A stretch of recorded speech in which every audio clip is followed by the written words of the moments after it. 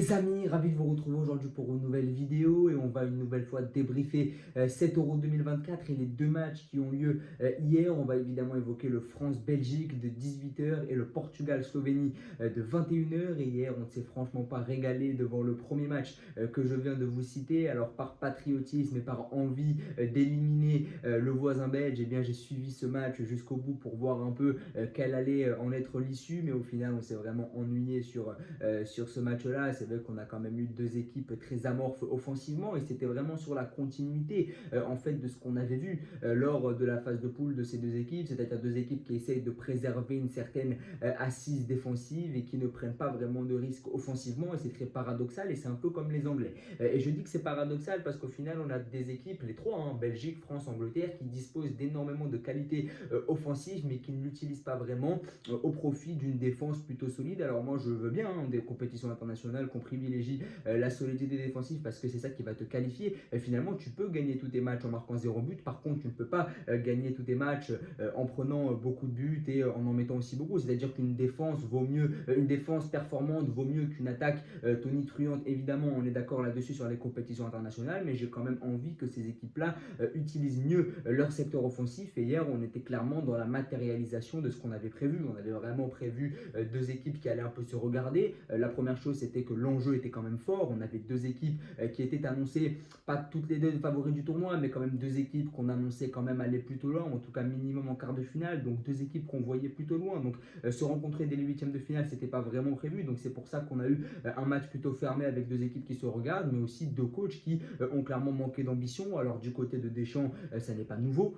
On sait que le sélectionneur de l'équipe de France n'aime pas laisser des espaces dans le dos, n'aime pas aller chercher très haut. Ça, j'ai envie de dire, c'est l'école des champs. Et au fur et à mesure du temps, on s'y est un peu fait et on est un peu devenu coutumier de ce fait-là. Mais côté Tedesco, j'ai quand même été surpris parce qu'il a quand même mis des noms assez offensif. Je me suis dit quand même que cette équipe belge allait proposer quelque chose offensivement. On avait quand même des joueurs à vocation offensive, comme le fait d'avoir reconduit Carrasco, comme le fait d'avoir mis Doku, Lukaku, De Bruyne. Donc on avait quand même des joueurs qui offensivement était capable de créer des équilibres, et ça ne prévoyait pas vraiment une stratégie aussi frileuse du coach belge. Mais finalement, cette équipe belge hier, elle n'a absolument pas joué ce match pour le gagner. Je me demande quel était le plan de la Belgique, mais même comme ça, les Belges ont réussi à se créer des occasions. Il y a eu l'occasion de Lukaku, il y a eu la frappe de loin de De Bruyne. Ils ont quand même sollicité Mike Maignan. Je me rappelle d'un coup de pied arrêté de Bruyne où Mike Maignan est obligé de sortir une parade des deux pieds. Donc on a quand même eu des situations belges qui auraient pu créer un danger dans la défense française. Mais globalement, l'assise défensive de cette équipe de France est évidemment très précieuse. Ce bloc français est compliqué à bouger. On l'a vu hier avec Jules Koundé qui a été élu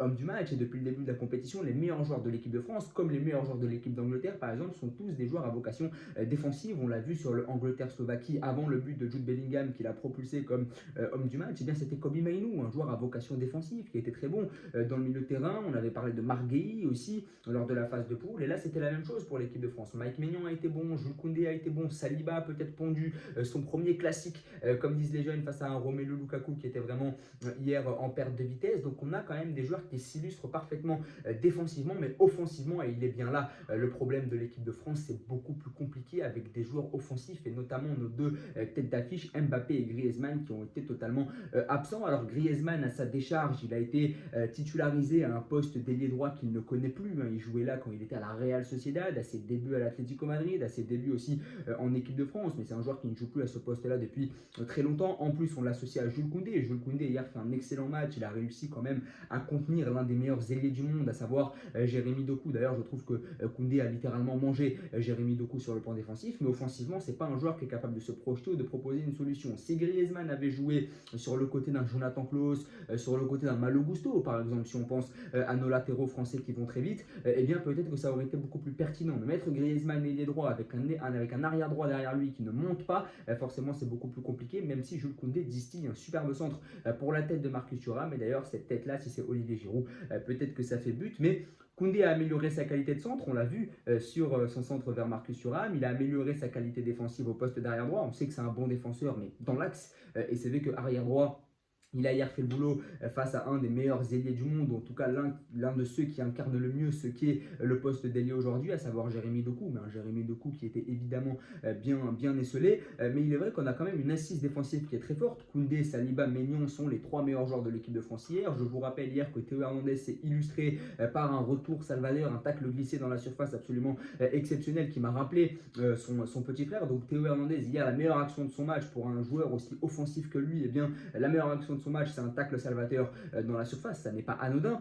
Et derrière, on a des joueurs qui offensivement ont du mal à s'exprimer. Mbappé hier a été absent, c'est un joueur qui ne prend plus la profondeur. Je me demande pourquoi. D'ailleurs, pourquoi est-ce qu'il joue s'il ne prend pas la profondeur? Autant mettre un autre joueur en fixation, autant mettre Olivier Giroud avec Marcus Thuram si Mbappé ne prend plus la profondeur. Parce que si on met Mbappé et Thuram devant, c'est pour avoir une diversité de profils. C'est pour un Mbappé qui prend la profondeur et un Thuram qui décroche ou qui joue en pivot. Si on a 2 pivots devant, ça ne sert absolument à rien et autant faire rentrer Ousmane Dembélé. Par exemple, d'ailleurs, c'était un des choix forts de Deschamps hier que de mettre Ousmane Dembélé sur le banc de touche. Donc c'est vrai qu'on a l'impression quand même que Mbappé joue parce que c'est Kylian Mbappé, parce qu'on a l'impression qu'il est quand même gêné par ce masque, et il l'a dit lui-même en conférence de presse, et puis ce qu'on lui demande, il ne le fait pas. Et un autre joueur pourrait tout à fait le faire, puisque un joueur qui remplace Mbappé pourrait le faire dans son rôle plus spécifique. Giroud, par exemple, ce que fait Mbappé, eh bien, il est tout à fait capable de faire. Je pense que Giroud est capable de jouer en point de fixation, il est capable de venir décrocher aussi, c'est ce que fait Mbappé depuis le début de la compétition. Et donc Mbappé a du mal à se montrer efficace, même si évidemment ça reste Mbappé, qu'il a quand même créé des situations de danger. J'apprécie beaucoup le jeu en combinaison qu'il peut avoir avec ses coéquipiers, mais on sent un joueur qui ne joue pas sur ses qualités, ou en tout cas qui ne daigne pas jouer sur ses qualités, qui a encore une fois beaucoup de mal avec les efforts défensifs. De l'autre côté, Antoine Griezmann, on l'a mis à un poste d'arrière droit où offensivement il ne pouvait pas s'exprimer, ne pouvait pas combiner avec Jules Koundé, et même quand il était dans une situation préférentielle, c'est-à-dire un peu plus axiale pour distribuer le jeu, il a montré énormément de déchets. Et puis hier, pas mal de nervosité quand même chez les Bleus, pas mal de cartons jaunes. Je rappelle que Rabiot sera suspendu pour le quart de finale face au Portugal. On a des joueurs qui sont quand même plutôt nerveux. Chouameni et Kolo Muani ont respectivement pris un carton jaune, et on a eu ces Belges à l'usure parce qu'hier la Belgique a totalement refusé le jeu. À chaque fois que la Belgique avait une situation de contre, eh bien, on revenait constamment en retrait. Peut-être que l'ambition c'était d'aller chercher les Bleus jusqu'en prolongation, parce qu'on sait que les Bleus et les prolongations c'est très compliqué. Donc je pense que l'ambition belge était là. Peut-être que la Belgique se dit qu'elle a des limites, qu'elle n'est pas capable de marquer face à l'équipe de France, et qu'il faut amener cette équipe de France peu à peu en prolongation. Mais l'équipe de France maîtrise encore mieux que la Belgique ce contexte un peu d'usure psychologique de l'adversaire, et hier les Bleus l'ont parfaitement montré avec ce but de Randal Kolo Muani. Et quoi de mieux pour symboliser cette équipe de France de Deschamps Made in Euro 2024 que de marquer grâce à un compte son camp tout de même. Je rappelle qu'aucun joueur de l'équipe de France n'a marqué sur cet Euro 2024. On doit notre salut à des buts contre son camp ou à des coups de pied arrêtés, à savoir le pénalty de Mbappé contre la Pologne. Ça n'est pas inquiétant parce qu'on va parler du match Portugal-Slovénie et on va voir que les Portugais ne sont franchement pas efficaces. Ils sont comme les Belges, ils ont vraiment du mal offensivement à trouver les espaces et à marquer des buts, et je pense que la France peut tout à fait gagner cet Euro où il n'y a pas vraiment de grosses équipes sur le plan collectif, à part l'Allemagne et l'Espagne, et c'est là que ça pourrait se compliquer pour les Bleus en demi-finale. Mais tout ce qui est Portugal, Belgique, Angleterre, on est sur des équipes qui se basent beaucoup sur des individualités très fortes devant, mais lorsque ces individualités sont canalisées, eh bien, ces équipes deviennent prenables, hein, que ce soit la Belgique avec Doku, De Bruyne et Lukaku, que ce soit le Portugal avec Leao, Bernardo Silva ou Cristiano Ronaldo, que ce soit les Anglais avec Bellingham, Kane, Foden et Saka. À chaque fois, les sélectionneurs en question comptent sur les individualités, mais elles sont toujours canalisées, que ce soit par des petites équipes comme la Slovénie, comme la Slovaquie, etc. Ou encore mieux par l'équipe de France qui constitue un bloc défensif très fort, plus expérimenté et plus qualitatif que les équipes que je viens de vous citer. Donc je pense que l'équipe de France peut tout à fait gagner l'Euro comme ça, 1-0 tous les matchs, en étant solide derrière et en essayant de se montrer efficace devant. Le seul bémol, c'est évidemment cette inefficacité offensive que tu avais quand même il y a quelques années, que tu n'as plus aujourd'hui, et qui pourrait te condamner face à une Allemagne ou face à une Espagne qui sont quand même au-dessus collectivement de la Belgique ou de l'Angleterre ou encore du Portugal. On va maintenant évoquer évidemment en transition toute faite le Portugal qui a affronté la Slovénie, et ça n'a pas été chose aisée pour les coéquipiers de Cristiano Ronaldo que de disposer des coéquipiers de Jan Oblak. On a re-eu ce choc entre les joueurs de Madrid, Cristiano Ronaldo qui évoluait du côté du Real et Jan Oblak qui évoluait du côté de l'Atlético. Ronaldo a mis 8 buts en 14 matchs à Jan Oblak, donc c'est pas du tout un bon souvenir pour le portier de l'Atlético Madrid. Donc on a re-eu un peu ce duel Made in Liga que j'ai beaucoup apprécié. Et si on devait parler de Cristiano Ronaldo, eh bien je ne vais pas franchement être positif. Évidemment que c'est la compétition de trop, mais je pense que la compétition de trop, elle était déjà là en 2022 puisque Ronaldo avait fini sur le banc de touche. J'aurais aimé par humilité qu'il arrête après la Coupe du Monde 2022 en se disant bon, j'ai été relégué sur le banc, il y a une jeunesse qui pousse, je vais céder ma place. Au final il est resté.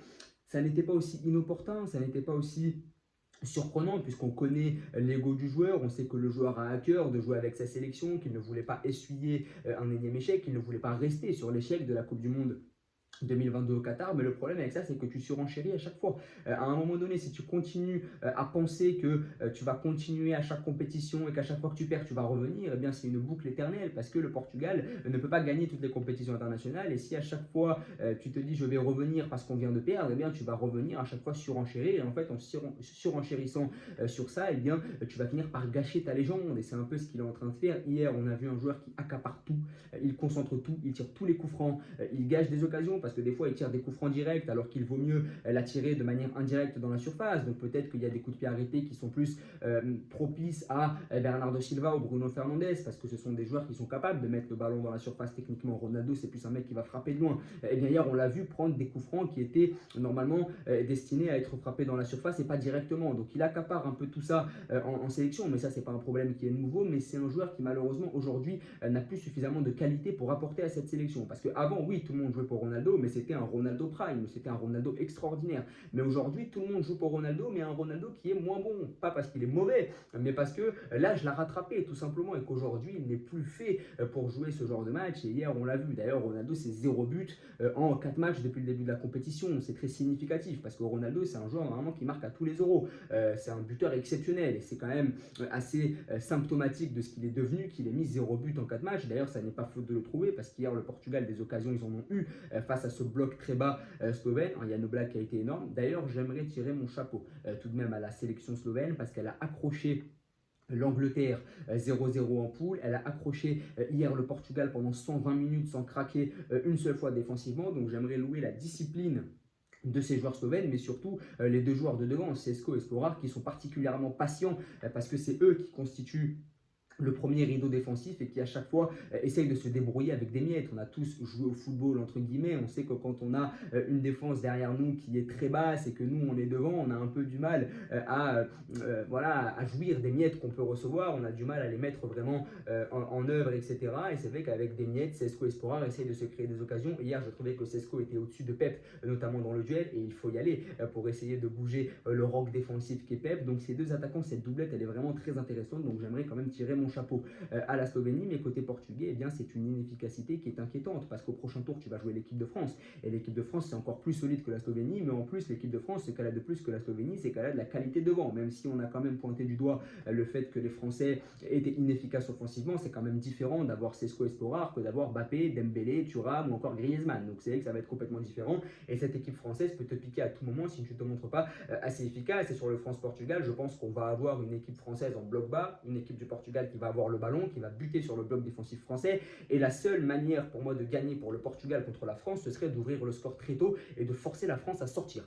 Je pense que c'est vraiment la seule option qui pourrait faire en sorte que le Portugal puisse gagner, parce que la France me paraît tellement solide que même Leao, Bernardo, Bruno, qui ont eu du mal face à la modeste Slovénie, même eux, je les vois vraiment buter sur le bloc français, parce que ce bloc français a quand même tenu en échec hier Doku, Lukaku, De Bruyne. Donc j'ai pas envie de faire dans la comparaison, je pense que le Portugal, ça me paraît quand même au-dessus, mais Lukaku, De Bruyne et Doku, c'est quand même des sacrés clients aussi.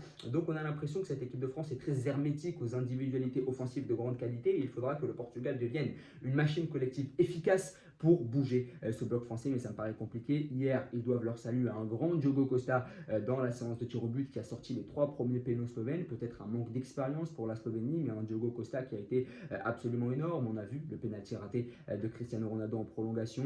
On a vu ses larmes aussi. On a l'impression que c'est un joueur qui psychologiquement, bon déjà qu'il est très sensible de base, il me semble, mais on a vu un joueur qui psychologiquement a peut-être du mal à gérer la pression de peut-être devoir jouer son dernier euro, de peut-être devoir se faire éliminer une énième fois. Donc on voit que ça peut peut-être créer une certaine tension au sein du groupe. Ce joueur-là en fin de carrière qui a envie de partir sur une victoire, peut-être que ça peut créer une certaine tension chez les jeunes qui viennent de débuter. Donc peut-être qu'il peut y avoir une certaine incompatibilité d'humeur et une incompatibilité dans l'ambition que tu vas aller chercher. En tout cas, n'hésitez pas à vous abonner, à liker, à partager, à me dire ce que vous avez pensé des 2 matchs, de la vidéo. Merci à tous, bonne journée.